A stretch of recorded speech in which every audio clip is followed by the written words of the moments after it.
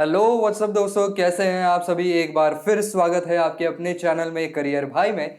दोस्तों, बात आज कर रहे हैं कि दुबई के अंदर आपको बैंकिंग में जाना है, बैंकिंग जॉब्स में जाना है, तो आपको कैसे अप्लाई करना होगा। उसके अंदर की अच्छी अच्छी वेबसाइट्स कौन सी है, इसके अंदर कई बार फ्रॉड्स होते हैं, उनसे कैसे बचा जाए, और वहाँ की बड़ी बड़ी कौन सी ऐसी बैंक्स हैं जहाँ पर आप काम करेंगे तो आपको अच्छी सैलरी मिल सकती है। इसके बारे में हम बात करेंगे, चर्चा करेंगे। लेकिन आगे बढ़ने से पहले अगर आप इस चैनल पर नए हैं, अब तक आपने सब्सक्राइब नहीं किया है, तो दोस्तों इंतजार किस बात का है। चैनल को फटाफट सब्सक्राइब कर दीजिए ताकि आप ऐसे ही नए नए वीडियो यहाँ पर देख सकें।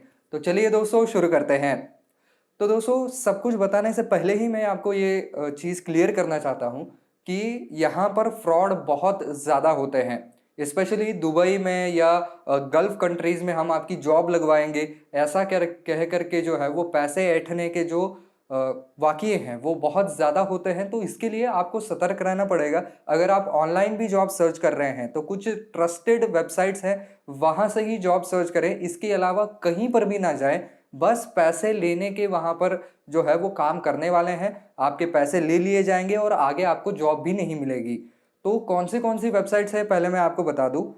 तो यहाँ पर www.byt.com, ब्याट कह सकते हैं आप, www.jobsindubai.com ये और एक साइट है।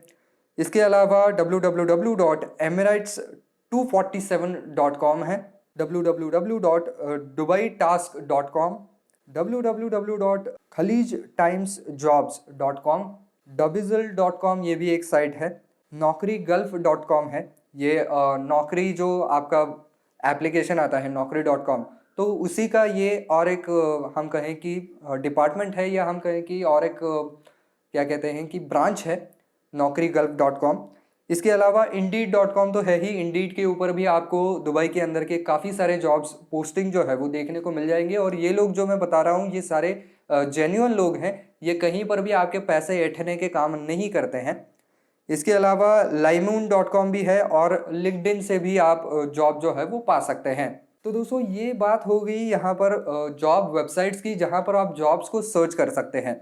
एक और तरीके का फ्रॉड इसके अंदर होता है, और वो फ्रॉड ये है कि आपको वहाँ पर वीज़ा और बाकी के जो वर्क परमिट प्रोसेसिंग है इसके लिए पैसे मांगे जाते हैं, और आपके ऑफर लेटर आने से पहले ही वो लोग पैसे मांग लेते हैं। तो ये सारे फ्रॉड के चक्कर होते हैं। आप तक ऑफर लेटर नहीं आएगा, आपके पैसे ज़ाया चले जाएंगे। और बात यह है ना कि वो लोग वहाँ की जो करेंसी है उसके हिसाब से आपसे पैसे मांगते हैं। मान लीजिए उन्होंने 4,000 दिरहम, 5,000 दिरहम मांग लिए, तो दिरहम का रेट हमारे यहाँ के 20 रुपये, मतलब वहाँ के 1 दिरहम। तो इतने ज़्यादा पैसे आपके चले जाएंगे और फिर आपको जॉब भी नहीं मिलेगी।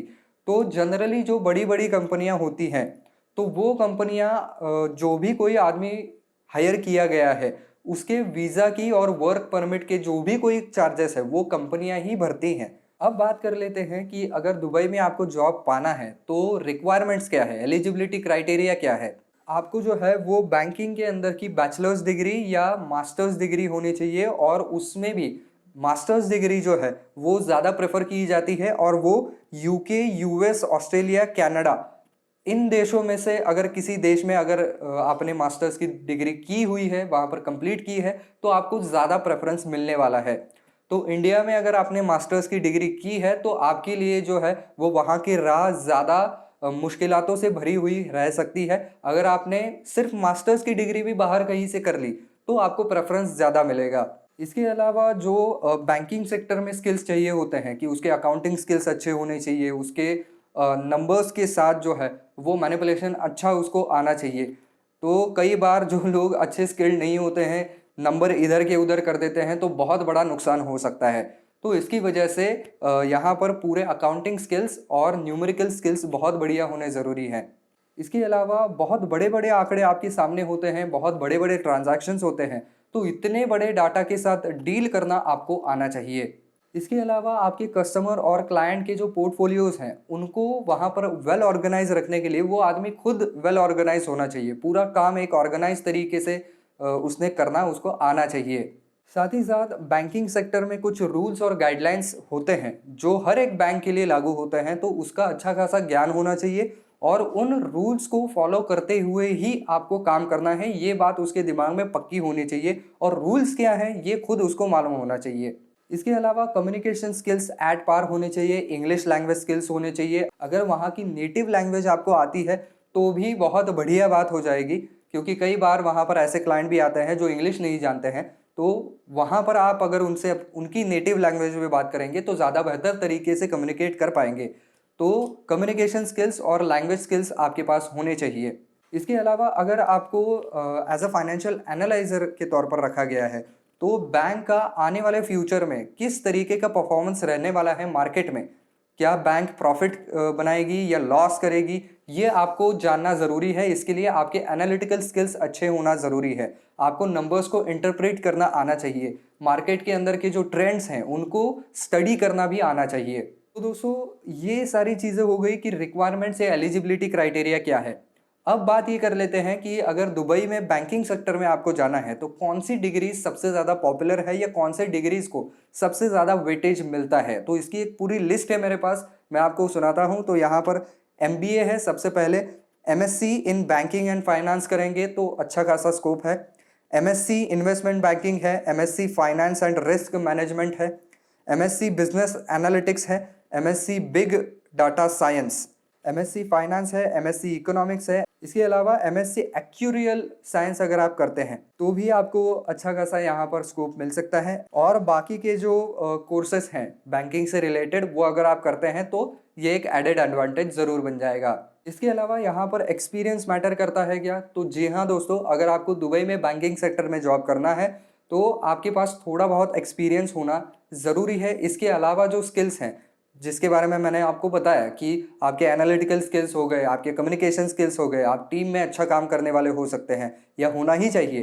तो ये सारे स्किल्स भी देखे जाते हैं। इसी की वजह से एकदम बेसिक एंट्री लेवल के भी जो जॉब्स हैं वहाँ पर भी बैचलर्स डिग्री या मास्टर्स डिग्री वाले बच्चों को ही प्रेफरेंस ज़्यादा दिया जाता है। यहाँ पर अगर इंडिया में बात करें तो अगर एकदम जूनियर लेवल का क्लर्क है तो उसको वहाँ पर ग्रेजुएशन में कितने मार्क आए हैं, कितने नहीं आए हैं, या उसने अगर कोई दूसरा भी वोकेशनल कोर्स कर रखा है तो भी उसको लिया जा सकता है। लेकिन दुबई के अंदर अगर आपको जाना है तो आपका पूरा एकेडमिक रिकॉर्ड बढ़िया होना चाहिए, बैचलर्स या मास्टर्स डिग्री होनी चाहिए, स्किल्स भी होने चाहिए और थोड़ा बहुत एक्सपीरियंस भी होना चाहिए। इसके अलावा दोस्तों अगर बात करें हम सैलरीज़ की, तो यहाँ पर एंट्री लेवल की जो सैलरी है वो 1500 दिरहम से जो है वो शुरू हो जाती है। अगर आपके पास कुछ हायर एजुकेशन है जैसे कि MBA वगैरह है तो आपकी जो ईयरली सैलरी है वो 70,060 दिरहम तक जा सकती है। इसके अलावा जो प्रोजेक्ट मैनेजर जैसे बड़े ओहदे पर बैठे हुए लोग हैं उनकी सैलरी फिर डॉलर्स में नापी जा सकती है। तो यहाँ पर 98,100 रुपये से लेकर के 1,63,500 डॉलर तक की सैलरी जो है वो एन्युअली इनको मिल सकती है। अगर आपके पास 5 साल का एक्सपीरियंस है तो आपको 15,579 रुपये तक की जो है वो सैलरी मिल सकती है।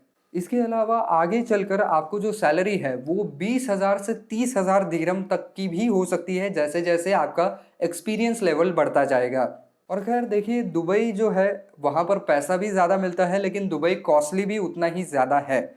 तो आप जो है वो ज़्यादा से ज़्यादा रिलेशनशिप मैनेजर वाले जो पोस्ट होते हैं उनमें सबसे पहले जाने की कोशिश कीजिए, क्योंकि यहाँ पर मिनिमम सैलरी जो है वो 5,000 दिरहम पर मंथ की होती है। तो अगर वहाँ पर जाएंगे तो फ़ायदे में रहेंगे।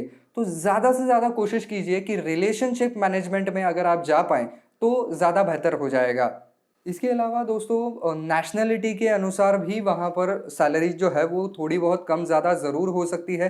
हो सकता है कि कोई अगर USA का या किसी और कंट्री का है तो थोड़ा बहुत ज़्यादा उसको मिल सकता है, क्योंकि वहाँ का करिकुलम थोड़ा सा अलग होता है हमारे से। तो हो सकता है कि आपको थोड़ी बहुत कम सैलरी वहाँ पर देखनी पड़े, क्योंकि आप किसी स्पेसिफिक कंट्री से बिलोंग करते हैं। दोस्तों अब हम आ चुके हैं कि वहाँ की बैंकिंग सेक्टर की सबसे बढ़िया कंपनियाँ या बैंक्स कौन सी हैं। तो ऐसे कुछ 10-15 बैंक्स हैं जो कि वहाँ की लीडिंग हैं। उनमें से सबसे पहले नंबर पर आता है यहाँ पर एमिरेट्स NBD, ये सबसे पहले नंबर पर आता है। इसके बाद national bank of Abu Dhabi, Abu Dhabi commercial bank, इसके अलावा first Gulf bank, Dubai Islamic bank, Mashreq bank, इसके अलावा अबू धाबी इस्लामिक बैंक। तो ये बैंक्स जो है वो वहाँ की लीडिंग बैंक्स में आती है। तो दोस्तों आज हमने देखा कि आपको अगर दुबई के अंदर बैंकिंग सेक्टर में जॉब करनी है तो आपको क्या-क्या एलिजिबिलिटी क्राइटेरिया रहेंगे, आपको यहाँ पर जाने से पहले कौन सी सावधानियां बरतनी होंगी और यहाँ पर आपको सैलरीज कितनी मिल सकती है। तो बस दोस्तों आज के वीडियो में इतना ही। आई होप ये वीडियो आपको पसंद आया होगा। अब आपने यहाँ तक वीडियो देखा है तो ज़रूर आपको पसंद आया ही होगा।